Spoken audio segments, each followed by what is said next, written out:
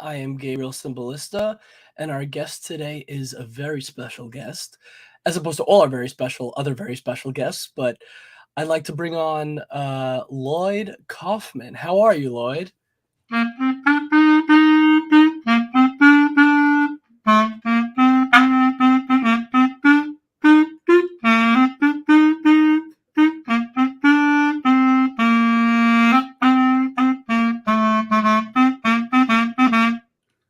This land is our land. It's not the God bless America time, right?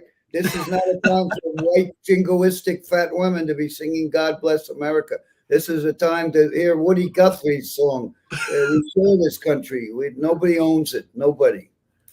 Not the Me Too people, that's for sure, and not the white people, right? Not the white men like the president. They don't own this. So anyway, that's how we get a message across right away. I love you, Lloyd. One positive thing of COVID, instead of taking too many drugs and booze, I went back to my instrument from third grade, the clarinet. I hadn't looked at it for 60 years. Wow. And I've been fooling around with it, but I stink, so sorry. But it's a good thing. That song is very important in America, and it needs to be listened to today. I listened to that since I was very young, that song. I play piano 26 years, almost 27, and music, as you know, is a very special thing, not just as a healing thing and a hobby and a passion, but for film. Sound and music is very important. I think movies are very much related to music. I would say movies are more related to, I would say the moving image is more related to music than to still photography, for sure. Amen. Right? Montage. We scored hashtag Shakespeare shitstorm with Samson and Delilah opera with one movement, one whatever you call it. Mon cœur ouvre. Composition. Mon cœur ouvre à toi. We had a full orchestra from Europe doing the original soundtrack. Yeah, it's beautiful. Wow. Yeah. I was at that screening Friday night at the Museum of Moving Image. And you and your wife, well, I was just saying for everybody else, you know that. I'm just, for you, I'm reiterating the obvious. And you and your wife made a video, and I shared it for you and for everybody because Cinema Village decided to keep it on for another week. Yeah, right? Well, the reviews, the internet has spoken. You, Angry Video Game Nerd, Newgrounds, Hack the Video, those people have more followers than George Clooney or the so-called mainstream. So we're doing okay. Even the New York Times put a real critic on the movie for once, and gave it a fairly reasonable review. A little backhanded, but so what? Still, the New York Times better than usual after 50 years. They call me a durable director, but meaning I'm like herpes. I won't go away. Durable or adorable? Durable. I won't go away like herpes. So, I'll take it. It's better than saying I stink. But after 50 years, I hope. And after all, 7 books and, we've got 1,000 movies on Troma now, all exclusive. I would like to see other independent, so-called independent studios that don't exist anymore claim that. But and there's a lot more. James Gunn, our friends from South Park, Trey and Matt, Samuel Jackson, the late Paul Walker, Fergie, Oliver Stone, Marissa. I can go on forever. Denise Richards was that, and Terry Kaiser. Yes, of course. But no, I don't think I directed them. I think those were movies we either helped finance or we just distributed. Because when you mentioned Paul Walker, I was thinking the dinosaur movie with him, Denise Richards, and Terry Kaiser. That you were somehow. You were somewhat, the Beverly Hills. I think it was something about Paul Walker turned into a dinosaur or something. That might have been Pterodactyl from Beverly Hills. I don't know. I didn't make it, and we distributed it. So on Troma. Check Troma now. Our screening. I do. Yeah, I will. I actually was just on it recently. I was rewatching Romeo and Juliet because I hadn't watched that in years, and I know who. So wait, so James Gunn wrote it and you directed it, or yes. James Gunn was the associate director. In the same way that on hashtag Shakespeare shitstorm, the very talented Zach Amico was associate director and a major contributor, as which James Gunn. Yeah, and I saw James put his brother Sean in Romeo and Juliet. I recognize Sean right away. Sure. Yeah, I always. His best friends he met on Tromeo, Stevie Blackheart, and I don't remember the others, but the Troma thing for him was a big deal in terms of his close friends. Yeah, no, and he's been very supportive of me, even though we both got into a little trouble with some stupid Me Too people. Hashtag I'm Me sorry. Yeah, I got you. But you and he actually, and also just like he put his brother, he and you got him his start. He gave you roles in Guardians of the Galaxy, Yeah, and yeah. and Suicide Squad.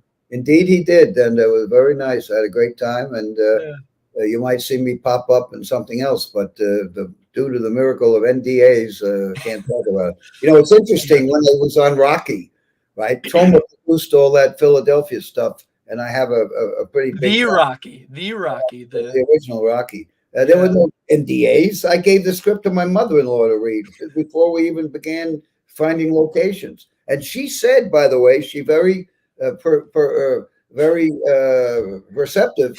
We compared Rocky's script to, she said, predicted that Rocky would be the next Marty. Marty was the Rocky of the kind of 50s. Interesting. With Ernest Borgnine. I don't know if you've seen it, but Ernest Borgnine. I never met him, but I wanted to meet. I almost close to meeting him, but his line was around the freaking building. Isn't that great? Yeah, he's somebody I would have loved to meet. You know, it's funny. Just a side note: my grandmother knew Shelley Winters. So oh, did I? Yeah, I did too. You did too. Yeah, she was with Ernest Borgnine in the Poseidon Adventure, right? That's right. Correct. They played Jewish grandparents trying to go to Israel to visit their new grandchildren. Yes. Also, she's in Troma's Ellie, which is on Troma now at this very moment. She and some other stars, plus Sheila Kennedy, Penthouse Pet of the Year from 1822 or whatever. We're still in touch. She looks beautiful. She looks great. She's smart as a whip. She, in fact, I think she did some interviews with us recently that might be on Troma now or on my Instagram, somewhere on the social. And I love that you have the commentaries in addition to the films. You have the films and the films with all the different commentaries. You offer all the features, and streaming services don't do that enough. They don't care, and I think their subscribers don't really care. You know why? You know why they don't care? Because they are not the studio distributing their films. They're services distributing other studios' films. They're just services. That's why, like you said, we need more studios distributing their own, like the classic stuff. They can't stay in business. They don't.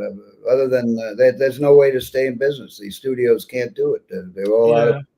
Only the big studios and the big cartel and oligopoly control everything. So we're there thanks to people like you and Angry Video Game Nerd, and we are the herpes. We won't go away. We're 50 years. Well, it's funny you say that. A lot of people judge the film industry and a lot of people in the film industry, but and I was at Monster Mania where I see you a lot of the time. Yes. You and the team and Tom and Gabe Ramiro, all those guys. But Matthew Lillard said something, and a lot of people say, "Oh, celebrities just in it for the money." But can I tell you something? This is their job. They make movies. People say, "Oh, it's just a quick cash grab." But people say that about all types of movies. But the thing is, Matthew Lillard said, when you come here to these conventions, you're like, when I'm not working, like people in the film industry, they're not working 9-to-5 jobs. Whether you're in the technical field or the acting field, you could be working for months. I do video editing, photography, videography. You could be working for months straight, a couple of years straight, and then be off for like 6 months or more or less. And you know what? Go to these conventions for a lot of celebrities. It puts bread on their table. It helps them feed their kids. Fuck them. No, that's bullshit. They're taking the lunch money from kids. That's awful. That Star Trek would charge $500. Oh no, I don't mean that. I wasn't talking about that. If Debbie Rashan, who's one of our stars, charges, she needs it. But these other fuckers. No, I wasn't talking about William Shatner. We don't have a cent at Troma, and I've never charged for a photo or a signature, and we're still here. No, I know, 100%. That's what you call karma. Right? These fuckers are so greedy. And I'm not talking about the ones who are in I'm talking about the big ones. There's no. Oh, that's not what I'm talking about. I'm talking about the ones that the cons you go to. Yeah, yeah, they're not even. That's well, strictly what I'm talking about. Yeah, they're like me. They're like me. Yeah. People we've never heard of, and some of them I think that should not be charged. I don't think. I don't want to keep going on this, but I have a problem with going on that whole thing. The whole thing is not pleasant. Can I tell you something? A lot of fans have. Monster Mania does not treat us very well, let me tell you, because I refuse to go into the celebrity room and sign photos, and so they stick us in the shitty spot, and yet we still have a line forever. So I give you a lot of credit though. The fans at Monster Mania and New Jersey are terrific. Oh, the Chiller and the other thing, Monster Mania. No, the horror world. Go for the fans, and the Troma team has fun. They enjoy it. Oh yeah, yeah. And we sell some merch. We sell merch, and I give free signatures and pictures. And the fans in New Jersey are the best. In fact, the only reason Troma is still here, Gabriel, is our fans. That's the special sauce. I just spent I just drove 2 cars, a taxi, a Sarah, 2 producers. And they were all fans. They took me. I had 6 cities to visit in Texas and Oklahoma. They drove it was about 8 days, and they drove all around Texas. Must have done 2,000 miles. I kept trying to pay for their gas or take them out. They wouldn't even let me pay their motels. So that's what we got. We're very fortunate that our fans are. It's sort of a family, and devoted. What we're doing, like you, and thank you again. Always. Thank you. So yeah, the horror fans, the horror community is a very a lot of the fans and listen, thankfully I've been able to you build relationships with people like you guys, and John Brennan was talking about how people got involved. They got one job, they got a regular job or a simple job working on the set, and they ended up becoming an executive producer or associate producer because they ended up doing more than they had to, and they enjoyed it. You build a family. It's not just at the conventions, it's on sets, it's working together. That's why, listen, I love video editing, but I love working with people. I love being around people, and the cons, chilling with the fans, and a lot of the fans work in the industry, and they're friends. It's like one massive family. And when people judge a lot of this, it just people really have no idea how amazing these conventions, in terms of the groups that get together, the friends you make. I make more friends at these cons than nice school. People are the pop culture people, sci-fi, horror, all that. They're the nicest people, and the tattoo people. Like we get invited to some tattoo festivals conventions because our demographics intersect. And they're the nicest people also. They're beautiful too. Art is amazing, lovely. Yeah. Where are you based? I'm sorry, I forgot. No, it's fine. Long Island. You can tell by my accent. I'm not too far from you. I'm only a 45-minute train ride from Penn Station, and I have the train right by my house. Oh, so great. I'm in the city. Before COVID, I was in the city all the time. Yeah. But I'm sure I crossed paths with, we probably cross paths with a lot of mutual people without even realizing it. Sure. Well, it's a small world. Cymbalistic Cynicism has a very good following, very good reputation, and people. I checked into it. You've got a great show, and the network is a big deal. The Escape, yeah. We've been growing it, and we're very thankful. And everybody was so excited to have you on, and we're so excited to have you here. And ever since I met you, I remember the first conversation I had with you was about Yom Kippur, and you said "fuck Yom Kippur." I was like, I remember that was the first time, but we're just joking around because I forgot what it was, but yeah, every time I go to the Troma table, we're just chilling with Gabe and Tom, and then my friend Jen started working for you, and we're all it's one big family. You should come and visit our headquarters in Long Island City. We get tourists. Really. We have a lot of young people. Not a lot. We have a number of young people. They all love movies. They all love you. They love Troma. They're real cinephiles. They're not there for any reason but to make some art. Sorry, I have COVID, so I'm a little off. Oh, it's fine. Got this brain fog and headache and whatever, but I love you, so I wanted to keep doing it. If it's any consolation, we went from don't covet thy neighbor to don't COVID thy neighbor. So That's one of the few I came up with. But no, but yeah, no, but yeah, we'll be in touch about that later on. I would love to organize. Right now, right now I'm going crazy, getting ready for Passover. And yes, right, very important, and yeah. Even people who are traditional celebrate it. Like there's certain, like Betsy Russell, who's one of the Saw actresses, celebrates Yom Kippur. And I didn't even know she was Jewish, but she's traditional, but she's not religious, but she celebrates Yom Kippur. A lot of Jews, even if they're not religious, they celebrate a lot. Like I'm sure you do certain ones to an extent.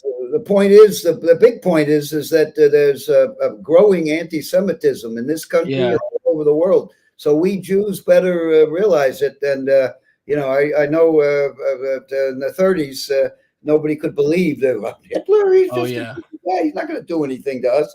Well, you got a guy in Russia now who's hates Jews and hates everybody. He's another Hitler. So other than the opioid murders that the drug companies have done, Putin is the word, right? We've had 300,000 opioid deaths in a year.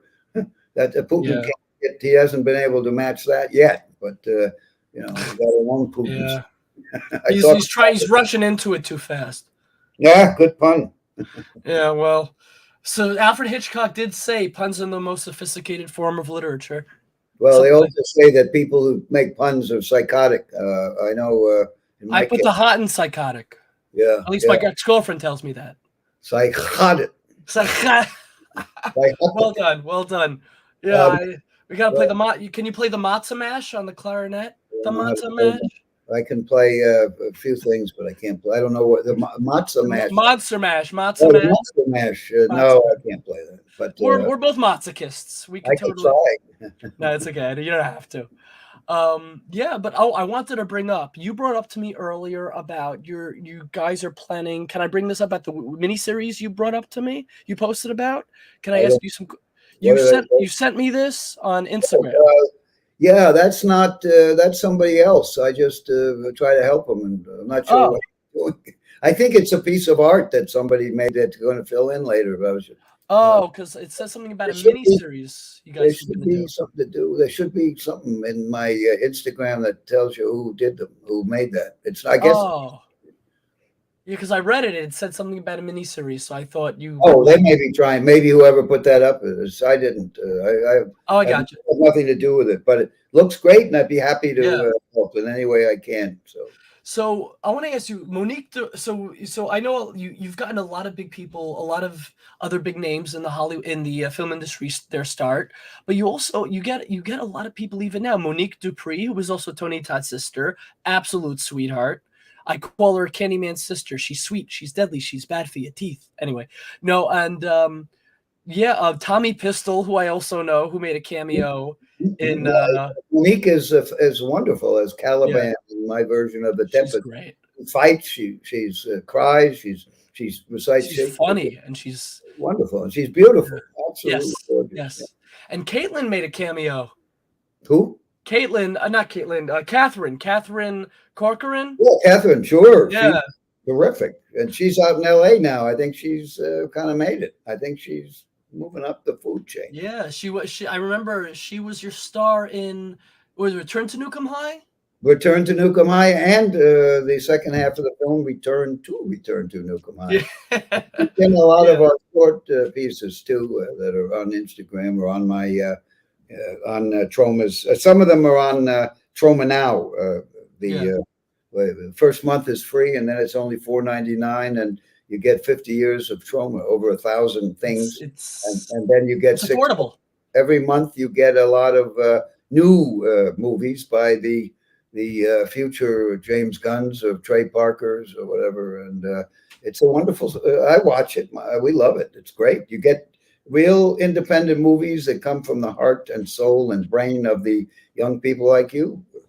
I'm like one of those people that loves new movies, but I'll rewatch my favorites. That's why it's great to have all the classics that like having all the hundreds of Troma or all the Troma films. Like I will get a new film, but I'll rewatch all my favorites over and over and then get to the new film. But that's why it's great to have like people get Troma now. They could rewatch their favorites over and over. And then when something new comes out, And And I don't. There's no other place to see these movies because we're basically blacklisted economically. So Amazon and the other one, they've put in all these algorithms where it's impossible to make any money, and then they hit you with the community standards, and fuck them. Well, so they did actually.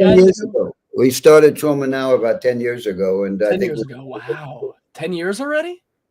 I think it was about 10 years ago. Wow. It grows very slowly because we have no advertising. You are our big advertising campaign. But it's great. I'm having a blast. I really enjoy it, and I watch it, and my wife loves it, and the Troma team, very excited about it.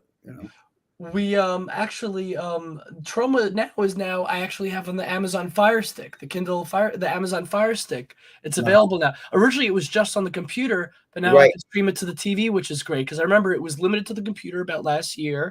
And then this year I think we had no money for the app. We couldn't pay for the app. Now we paid for the app, and great. And we've got 4 or 5 Roku and that kind of stuff. So of course. It's great. App is free, and Troma now the first month is free, so you can, if you're really good, you can. Those are always great. And then quit and save a lot of money.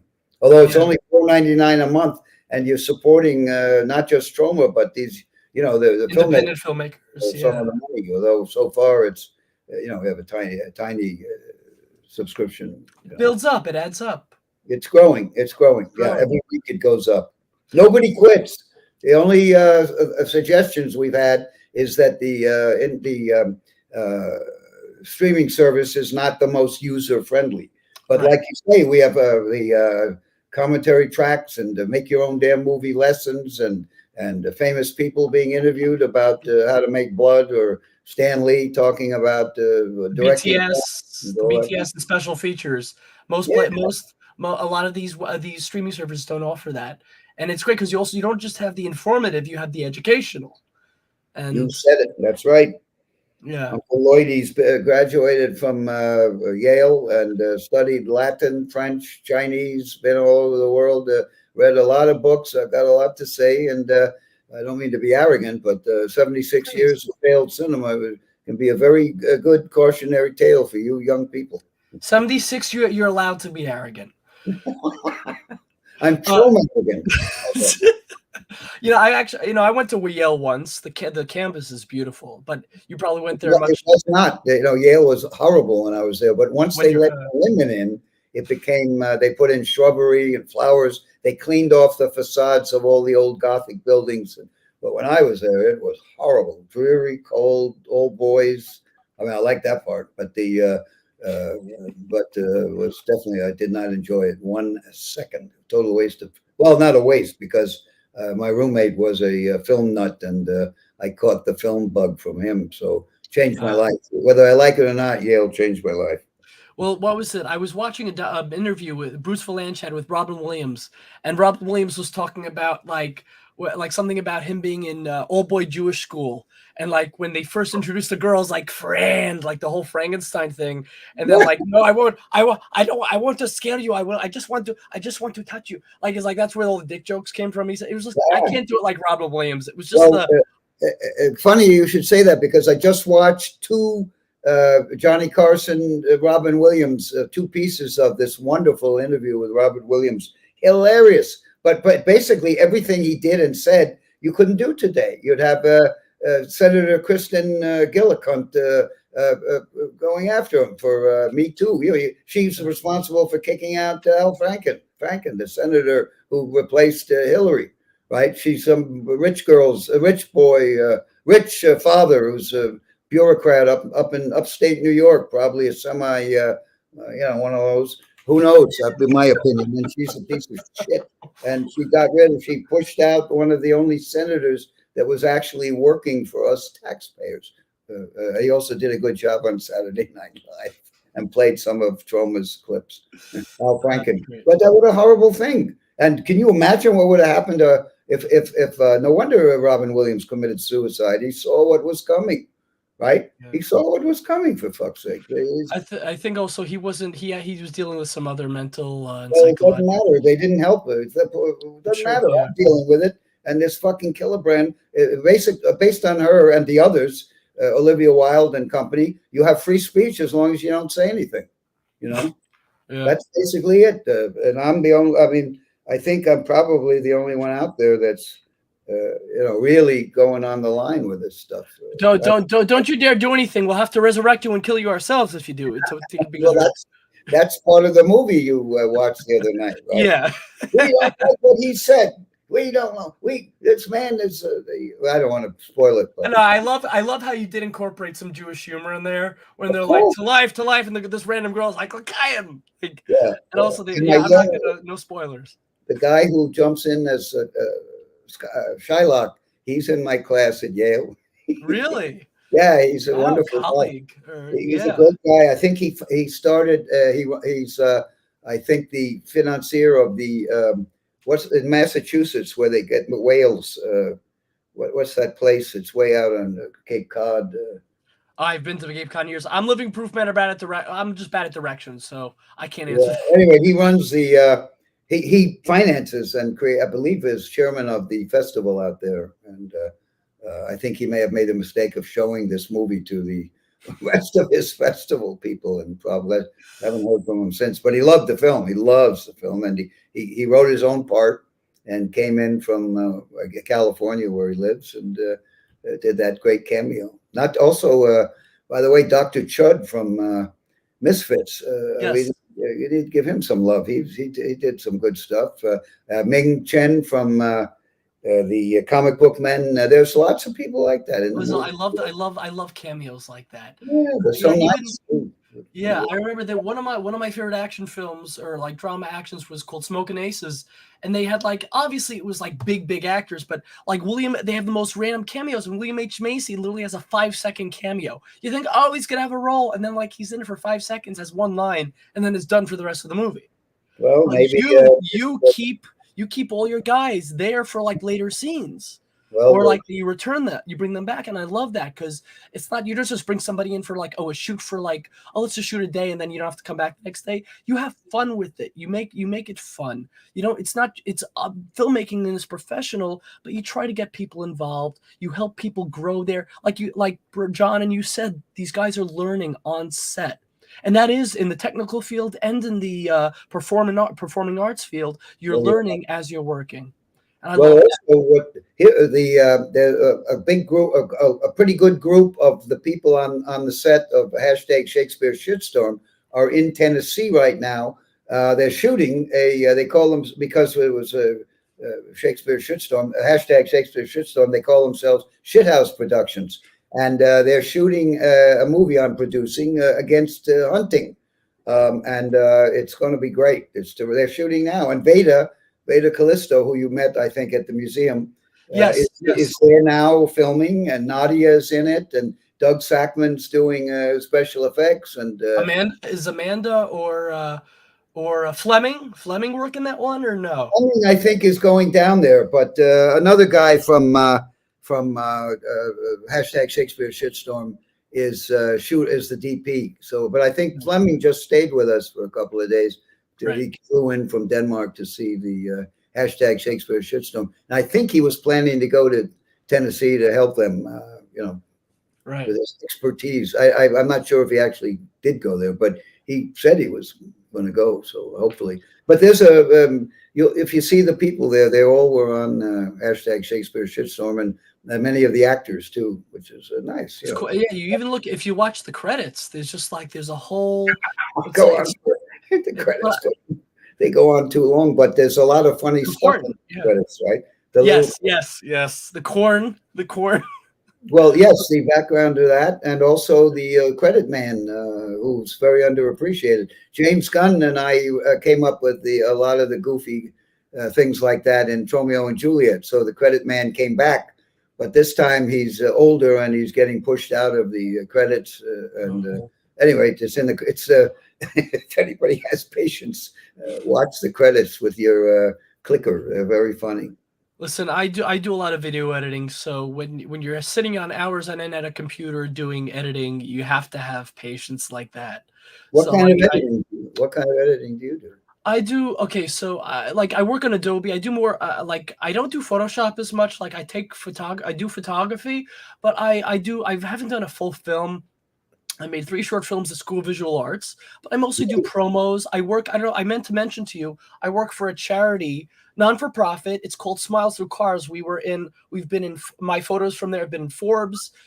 We've been on the news. My friend dresses up as, my friend dresses up as Batman, visits kids in the hospital. We have a whole team of people get together to visit underprivileged kids, ill kids, people who are sick, and we work with the NYPD every holiday season to distribute gifts around Brooklyn, the whole caravan, and they would dress up as the Justice League and the Avengers, and he has Batmobiles. About them, but if you want Toxie, I'll give you a real superhero. Well, a mop. I'm tired of the Avengers. I gotta tell you, when you guys were up there Friday night, he was just standing there in character, like Toxie. The whole time, just standing there like such a trooper. As my mother says, like such a happy camper. In addition to being such a trooper, he just loves it. You should have gone to the rap party, the after party. He was. Oh, I was there. I was there with you. Him dancing with the Dylan Mars. Yes, his song. He was playing the song. Yeah, I know. You were drinking a little bit, so I know. I'm sorry. Drinking a lot. Oh, I love you, Lloyd. I love you. Great how many free drinks I got. I can't believe it. The nice people, the fans give me booze too, and joints. It's really good. I had a great time. Give them the experience of a lifetime. That's the least they can do for you. Paying for gas is the least they could do for you. You've given them such experiences that money can't buy. So you know what? When they want to treat you, they have a reason. Think of it that way. Thank you very much. Really appreciate it. Listen, I know we're closing up on the time that we were just going to do 40 minutes, so we'll go another 3 minutes. But how I'd like to end, I'd like you to give your links and go ahead, say whatever you want to mention that. Please. 2 recent movies I produced. One by Brandon Bassam, who wrote along with Shakespeare hashtag Shakespeare Shitstorm, and the other is Divide and Conquer. Brandon's movie is called Slashing to the Final Beginning. Very funny, Troma-esque, wonderful comedy horror with social significance. And then Mercedes the Muse has finished her feminist movie called Divide and Conquer. I think we may have showed the trailer at Cinema Village. I don't think we were able to show it at the museum. Oh yeah, I didn't make it to Cinema Village. I only came that night. Well, at any rate, it's both films are great, and I'm trying to get some theaters to give them a shot. They're both really talented directors. And then Liam, who you may have met from England. I believe so. I think, Liam, sounds familiar. He's directed in about a month. He'll have Eating Mrs. Campbell finished. And I produced that and Troma production. And there's another one. The one in Tennessee is going on right now. So, and Brandon is also filming a new film in New York called Bring on the Damned, which has got a lot of. Mentioned that. It's got a lot of Saturday Night Fever. Got the floor, the lit up floor, that thing. Disco. And I worked on Saturday Night Fever, so it's a very, very kind of nice round. A little life is rounded with a sleep, as Shakespeare said. Could you please relay your links, not just Troma Now, but where anybody could follow you who isn't already? I think the most important thing is keep an eye out, or if any of you fans could get a theater for hashtag Shakespeare Shitstorm. It's everywhere it's been. It has done well. I know. I've seen it with my own eyes. Usually full house. The turnout of Museum Moving Image, the whole massive. They sold out. Full. Yeah. And, I was glad I bought a ticket in advance. Thanks for doing that. Yeah, for sure. And, that's very nice of you. And also, so if anybody has some theaters they want to. Send us information, phone numbers of talk to the managers, tell them you want hashtag Shakespeare Shitstorm. In many cases, I can go there. Commissioner and I can travel there because I do a lot of traveling anyway, back and forth between New York and California. And then the other thing that's fun is not to mention Troma Now, the free app, but Troma has social. There's website for #ShakespeareShitstorm.com. I have a fan site, LloydKaufman.com, and at Uncle Lloydie is Instagram, and Lloyd Kaufman on Twitter. And it's easy to find them. I'm pretty much everywhere. And Troma is very easy to access. And again, we have tourists right now in the summer and the spring. We get students who bring their parents who are wondering where the hell they are. They come and visit Troma, our so-called studio, which is basically a dump in Long Island City. But the young people and the props, it's a very colorful place. So the parents are a little puzzled by the whole thing, but the kids, the college kids who whatever, students love it. So come and say hello. For sure. I do want to apologize. There was a lot of questions I missed, but I know we only had a limited amount of time, but I want to get one question from my friend Brandon. Sure. Lloyd, you've discovered some outstanding Scream Queen talent over the years. Tiffany Shepard, friend of Brandon, Stevie Rocon, Julie Strain, Monique Dupree, Catherine Corcoran, and many others. Aside from beauty, Julie Strain was a very important actor before she was married to the late Julie Strain. She was married to Kevin Eastman, and she was the star of Tales from the Crapper, and Kevin's in it. And she was the nicest, kindest person you could ever imagine. Just lovely. And she fell off a horse when she was 12, and that's what did her in, I'm afraid. Something to do with that, I don't know. But anyway, the other ones, I think we did discover, among others, Marissa Tomei is in Toxic Avenger. Oh, wow. Yeah. The remote control pause button to see her. Let's see, there are a bunch. Fergie's in Monster in the Closet. She was like 9 years old. There's a whole bunch of people. You have a lot of fun if you maybe you can Google famous people in Troma discovered by Troma. There's got to be. Sure, there's articles. Yeah, they have all articles like that. Brandon's question was. What's that? Brandon's question was: aside from beauty, what do you look for in casting great talent? That's a very good question. We have a long casting period, a very long pre-production period. Don't mean to use something that involves Tampax, but we do take a long time to cast. First, we have everybody come in. Anybody who wants to can come in and do 3 minutes on camera. They can bring their pet lizard. They can play a mandolin, which one guy did, and I actually used the song, and Kate sings it in the movie. Kate, who plays whatever her name is, Ferdinand's girlfriend. What's her name? Well, I can't remember. I've got this COVID fog, so I'm having problems. Kate, anyway, she plays the the female lover. What the hell's her name? Anyway, Ferdinand's the boy, and she's so funny. She's great. But at any rate, you come in, you do 3 minutes. You can recite a piece from a play or a movie. You can dance, tap dance, anything you want. And then if we encourage unusual people to come in. And I hung around Andy Warhol, and he had all these Warhol stars, and I Joe Flyshaker and some of the people who are in our movies repeatedly.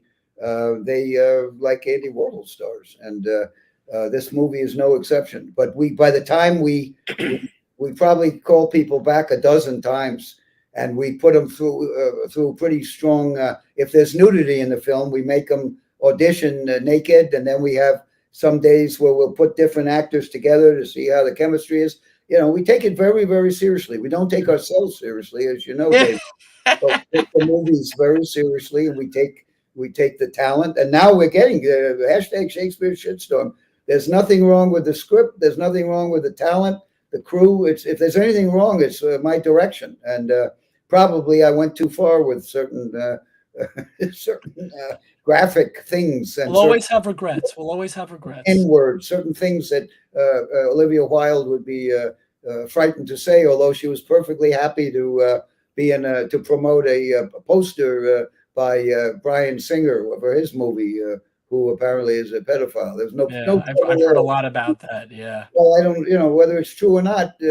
She was bad mouthing lots of people, and then she's in that poster. So it's a lot of hypocrisy. There's a lot of hypocrisy. I'd say she should. It's awful. It's disgusting. Yeah, just three comments, notes. I just want to say, Donnie Owen says, I met Lloyd years ago. Very awesome guy. Well, thank you, Donnie. Thank you, Donnie. My friend CJ says, Lloyd, I have your book, Make Your Own Damn Movie, in my hand, and I have to say thank you for making it. Oh, thank you, CJ Roberts. And remember, I've got 6 other books. Sell Your Own Damn Movie. That's a good one. I would check that one out. Sequel.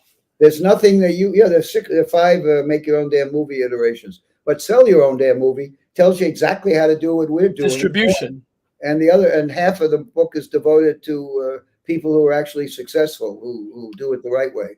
So Makes sense. all my books are kind of half big shots and half the Troma way, or in some cases they have the really underground people. So they're very good books, and check them out. Make your own damn movie, produce your own damn movie, sell your own damn movie, direct your own damn movie, and make your own damn movie. And those books are totally old. They're all old, but they're very inspiring and they're very funny. And I think they do a lot to encourage young people that it is possible to make your own damn movies and sell your own damn movies. Books are never obsolete. Well, some can be, but like in this situation, when it comes to filmmaking, there will always be some relevance in these books, or entirely relevant. But I'm saying is like there's still. I learned splicing when I shot 16mm, 8mm when I was in college, with a professor who worked with Spielberg.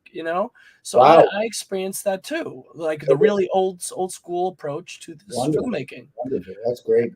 And just one last thing, my friend CW said, love to get Lloyd here to NL HorrorCon sometime in the near future. I don't know where NL is. Lloyd K at Troma.com. Lloyd or Gideon, better Gideon at Troma.com, or both of us. CW, I'll send you the email. I'll forward CW the email. Oh yeah, sure, that's great too. I'll CC him. Yeah. Send me 100%. Yeah, for sure. I put it in the book. You make your own damn movie. I put my email there. It's still. Well, I'll send all the info to see. I'll connect CW. Yeah, for sure. Sure. If anybody has questions that we didn't answer. Oh, CW said Newfoundland, Canada. Oh yeah. Newfoundland. I'd love to. That's great. I've been to the Gaspé and we've done stuff up there, and that would be wonderful to go to Newfoundland. I love I don't travel as much as you. I would love to. It's beautiful. She also does. CW also says Troma for life. Oh, thank you. Yeah, 100%. That was the movie I was thinking of, Tammy and the T-Rex. Oh, I haven't seen that. Yeah, that was the one I was thinking of with Paul Walker, Denise Richards, and Terry Kaiser. And CW said he will be in touch. Taylor Swift. And my book still work. The language is universal. Oh, I love that, CJ. That's a great quote. Anyway, well, all honesty, if you read Chaplin's autobiography, or you read von Sternberg's Fun in a Chinese Laundry, or Preston Sturgis's autobiography called Between the Flops, they're wonderful. They're great, and they were done 100 years ago, probably. So and they still they're beautiful. King Vidor, I think his autobiography is called "A Tree Is a Tree" or something. I read them all, and they're wonderful. They all are. I'm reading Mel Brooks's new book right now because I wear Brooks Brothers clothing, and apparently I look like them.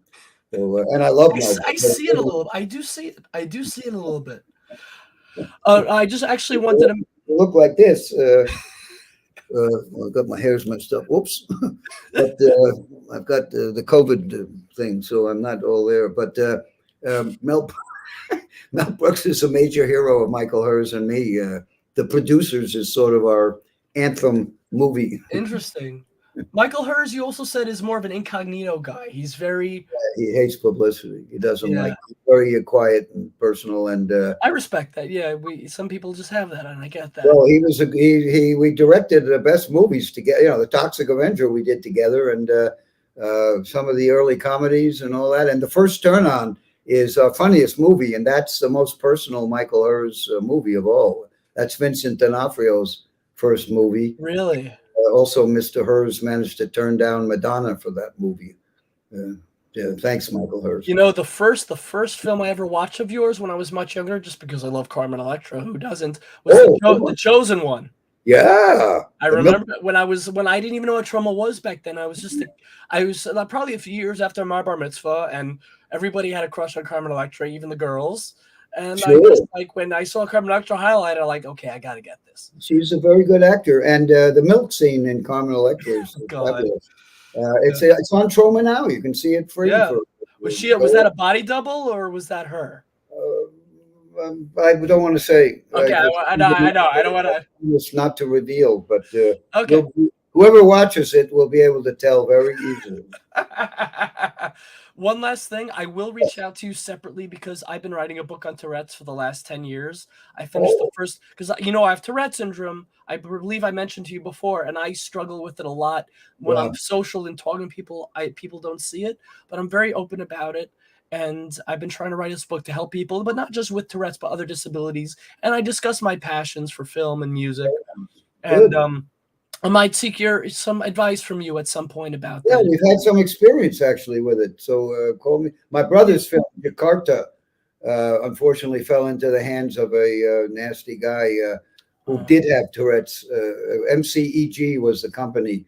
And my brother's best movie is buried somewhere in this library. Maybe it's MG. I don't even know who owns it anymore. But they went out and apparently he was this John. What was his name? The Wall Street Journal. MCEG. The Wall Street Journal did a front page piece on him, kind of behind the chronicling how he is or how he was. I don't know what happened to him, but. Can I tell you something? I know people who are annoying, like bad with, like not so great people with Tourette's, but I know a lot of amazing people with Tourette's. You'll always have bad apples. There'll always be bad apples. This guy was no good. That's sure. No, and I'm sorry he had to deal with this. If I remember correctly, the article in the Wall Street Journal talked about, I think he had a giant fish tank in the lobby or something, and the employees either broke the thing open or. I don't remember, but they revolted. They revolted. He was.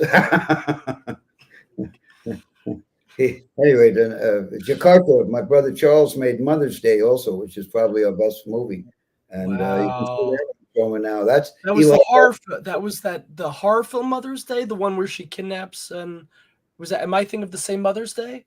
The Mother's Day of 1980. There's a remake. I know the director who did the remake of that. Yeah, Darren Bousman did Mother's Day. Yeah. Oh wow, I didn't know that was you guys. Wow. Well, the original is us. The original, yeah. Wow. Remake. Nobody complained about it, but I think my brother would have done a much better job. I gotcha.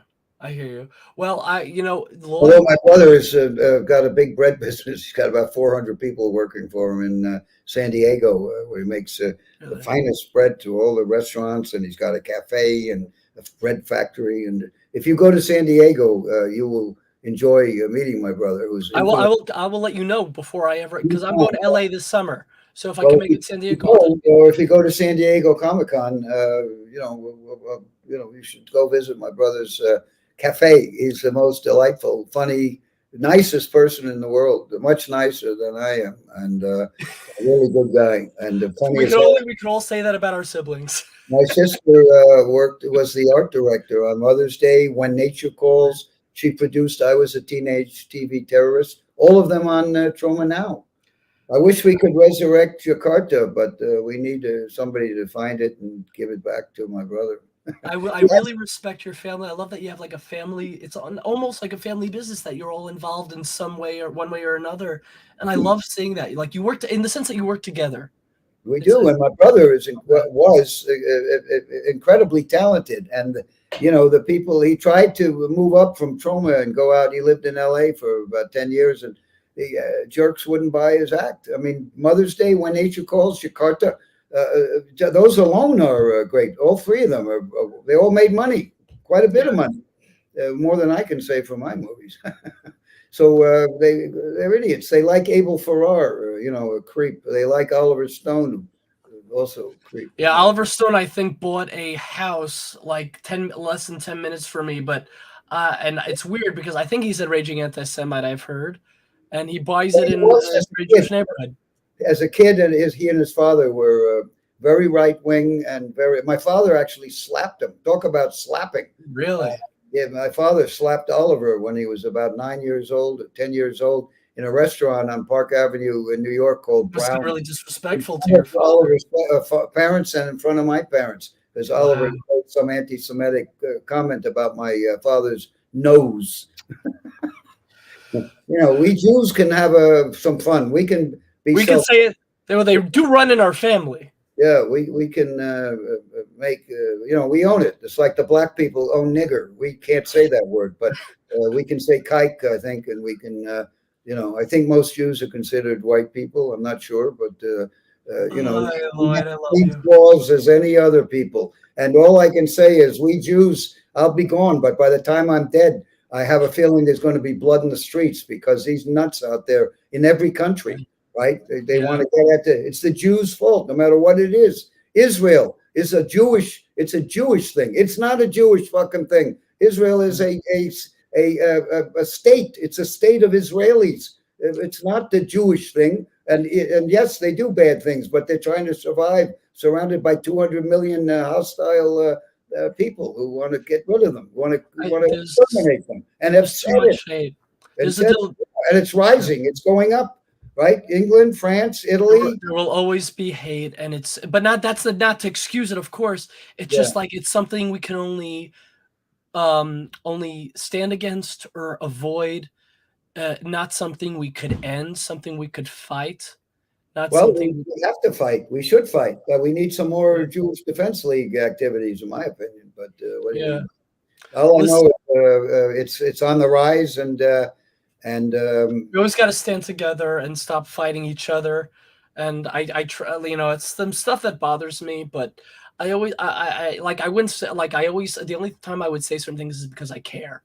If I ever say something harsh, it's because I care. And the truth, I'd rather care too much than not enough. Yep, of course. And again, I believe in humanity as you do. And I think people are basically good, decent souls, but they're being intimidated and beaten down in various ways. And Frank was very spot on with that. Even with all that's going on, I still believe that people at heart. It's just people are misled and corrupted, and I believe that. Even I still see good, and even people who've hurt me, I don't like to hate. Even people who really humiliated me and bullied me, it makes me angry, but I don't hate. Yeah, good. Well, Jesus had the right answer. I don't like the eye for an eye, a tooth for the tooth, because we ought to, if that were true, we'd be nuking fucking Putin, which I don't think is a great idea. I prefer the Jesus way, where you forgive, you turn the other cheek, you do everything you can, you give what Caesar is Caesar. Jesus had it right, but look what happened to him. It stuck him up. And if he was Jewish, why the hell does he have a Mexican first name? All right. On that note, I'll let you go. I know it's late. Lloyd, I feel better. It's starting to flare up. Don't worry about it, Lloyd. Sleep well. Have a great night. A pleasure having you on. And I'm sure I'll speak to you soon. Thank you very much. And thank you, fans. And please thank the network. That was really nice. The indie network there. Terrific. Okay. Absolutely, man. All the best. Thank you, Alita Danewood. For and happy holidays. You too. Shabbat shalom, as we say. Someday, when we have more time, I can tell you about the movie we actually made in Israel. Oh, wow. We supported Israel back in 1970. Really? Thank you very much. I better go, seriously. Good night, Lloyd. Have a great night. All the best. Thanks again. Cheers. Bye-bye. L'chaim.